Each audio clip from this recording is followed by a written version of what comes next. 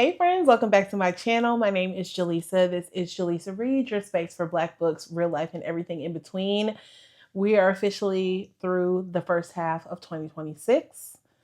So I'd like to tell y'all my top 10 reads of the year so far. It's been a really good reading year. Let's look, I am 90 books in. It is taking me on average 7 days to finish my books. 40 of the 90 books that I've read are emotional. One of them is informative.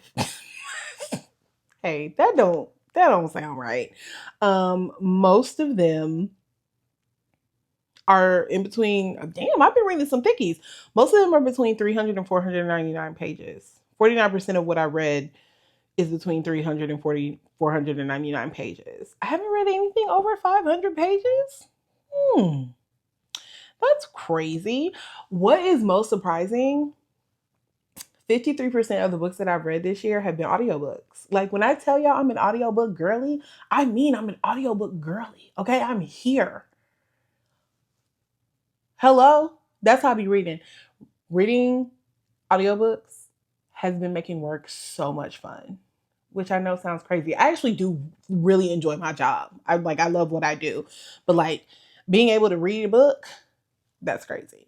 My most read authors so far this year are N'Dia Rae. I've read 6 books from her, and then I've read 5 books from Ashley Antoinette. Those are all series. But it's funny because majority of my most read, like there are names like I'm used to seeing like Christina C. Jones or like Ashley Nicole. Like there are people that I'm used to seeing in my most read authors, and I haven't. And that's also because I've read everything that they put out and they haven't released anything new so far. So like it's been a lot of new to me authors because I just started reading N'Dia Rae this year. My average rating is 4.07 stars, which honestly, that feel like it's off. Whatever. I use Storygraph. That's my primary way of tracking all of my reading stats. Really enjoy Storygraph. I love it. Okay, let's get into my top 10 reads so far in 2026. This is in no particular order because I can't put things in order. I would literally probably be sitting here. It took me almost 2 days of going back and forth to even just pick 10 of these books out to try and place them in order. There's no way. There's no way. Okay. First up, Sweetest Taboo by Joan Vassar. I talked about this a bit more in depth on my May-June reading wrap up. But this is a male historical romance. It is book 3 in the Sweet series. It is just everything. I just loved it. I just loved it. And if you have never picked up a book by Joan Vassar, I'm going to highly suggest that you pick up Bittersweet by her. And then after that, wait, is Bittersweet? No, Sweet Honesty is book 1. Then read Bittersweet, then read Sweetest Taboo. They are all standalones, but they're interconnected. So like you need to read them in order, okay? 1, 2, and 3. The Seven Daughters of Dupree by Nikesha Elise Williams really took me by surprise. I was not expecting to love this book so much. It is about the Dupree women, and we follow, I believe it is 7 generations of this one family. And the way that Nikesha like told this story, like we start in one place with one daughter, and then we go back and we meet another daughter, which is the mother of the way she told it, it all leads us up to finding who is the original Dupree daughter and what happened to her and why that has, and how what happened to that first daughter has affected and carried throughout that bloodline. And like, it was just a story, really an exploration of one, how complicated relationships are between mothers and daughters, um, especially Black mothers and daughters. I've only ever been Black, so I can't speak to the relationship of other races. But being a Black girl, being raised by a Black mommy, it's complicated because your mother, I think a lot of times our moms, they want us to be better than them. They want to prevent us from making the same mistakes that they did. But in doing that, I think they put a lot of pressure on us to be like perfect, and small mistakes can sometimes to get blown up. It's just, don't get me started because I can go on a tangent. I love my mother. Okay, we live together. That's my roommate. And yes, roommate because I pay rent. But like that's my girl. But reading the story has made me understand her as a mother a little bit more. Just pick it up. Okay, pick it up. Ken by Tayari Jones. First of all, Tayari Jones absolutely has to be one of the best writers. I don't know if she would be classified as like my generation. I'm a millennial. I don't believe that she's a millennial, but I do know that every time that lady puts pen to paper, it's a masterpiece. It is an absolute masterpiece. And Ken, another story about mothers and daughters, but really a reminder of how important friendships are. Platonic, like how strong platonic love and support is. You just need to read it. And I'm gonna tell you, like, the book was so good. Did the ending piss me off? Yeah, it did. It did. And I think it what really got me is, and keep in mind I'm a romance girly. So like most of the books that I read, they end in a happily ever after. That is only in romance, though.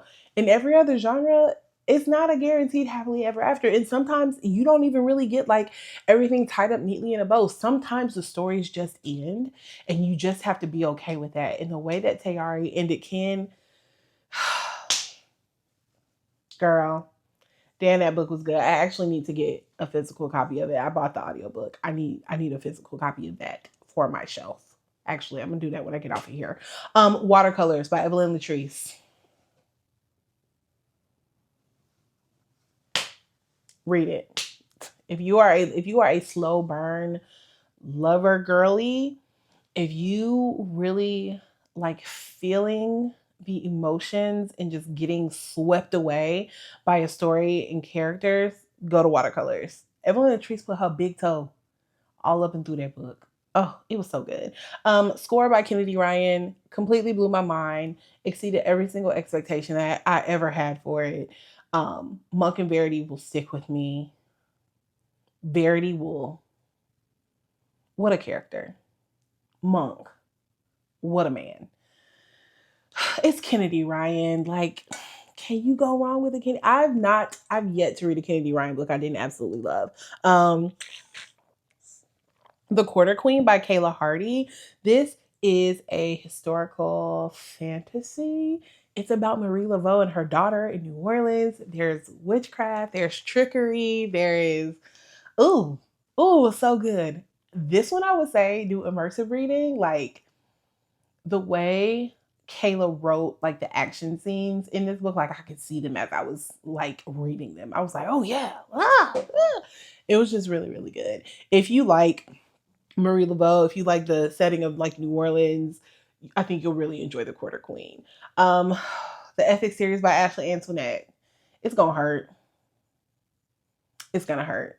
You're gonna get to a point like I am, where you're like, what is the point of this? Why are we here? What more can these characters suffer through? Ashley gonna find a way to make them suffer more. She just is. And like again, I'm not new to Ashley Nicole. I mean not Ashley Nicole, to Ashley Antoinette. I have been over in that lady's catalog. But I am now reminded reading Ethic, it has reminded me why after Moth to a Flame, I said I'm not going back over there. I'm not doing that with this lady no more, but peer pressure. And also I've heard that the Ethic series was really good. I knew it was gonna be good. I don't know what I'm gonna finish it though, because book 5 really, I don't know, book 5 felt like my last straw. It just did. I even thinking about it now, I'm starting to get pissed off. Okay. The quarterback scheme, sorry. Wait, what are we on? 1, 2, 3, 4, 5, 6, 7. Okay, The Quarterback's Keeper by Dandridge Monroe, another book that I talked about in my May June wrap up. I just love the way Dandridge writes. And the way that she builds her characters. This is a romance between a quarterback and a rapper. It's friends to lovers. It's my favorite kind of friends to lovers, where like they become friends and then they move on to the lovers part. Like I really like that. That is what friends to lovers is to me. Like that's what it should be. Not, oh, I've been pining for you for years. while you've been dating everybody else and now you want to date. No, I don't like that shit. But Quarterback's Keeper, I loved. It was great. Big Girl Blitz by Danielle Allen. Um, I think the reason this book is on my list because I really connected with Jazz.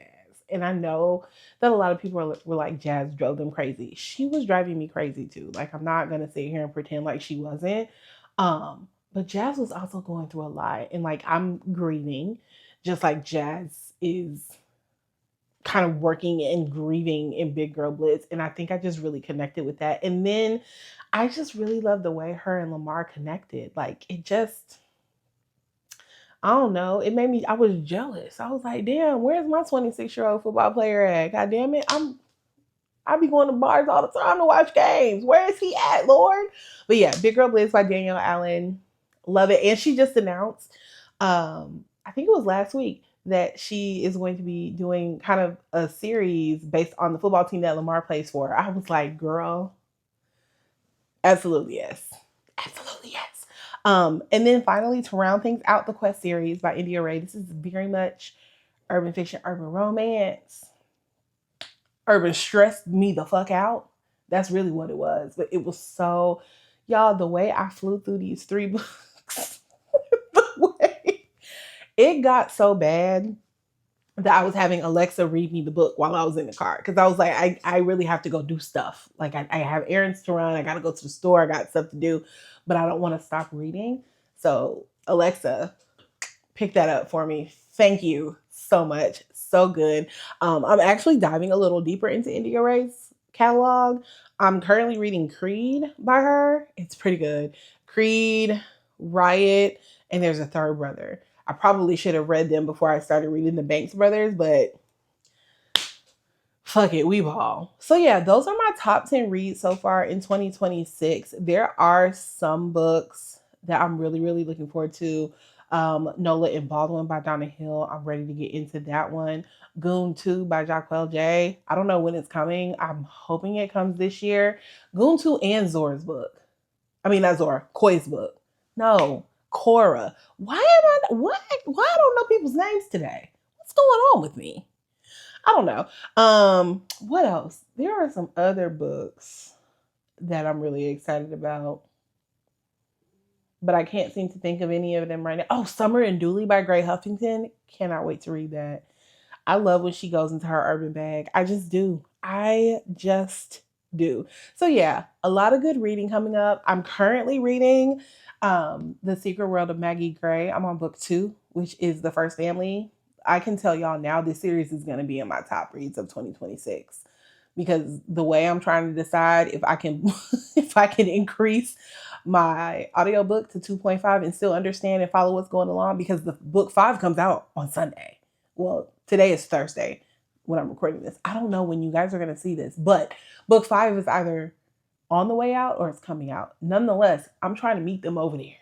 Okay? It is feeding my fantasy soul, is giving me what I want. So yeah, those are my top 10 reads so far. What has been your favorite read of 2026 so far?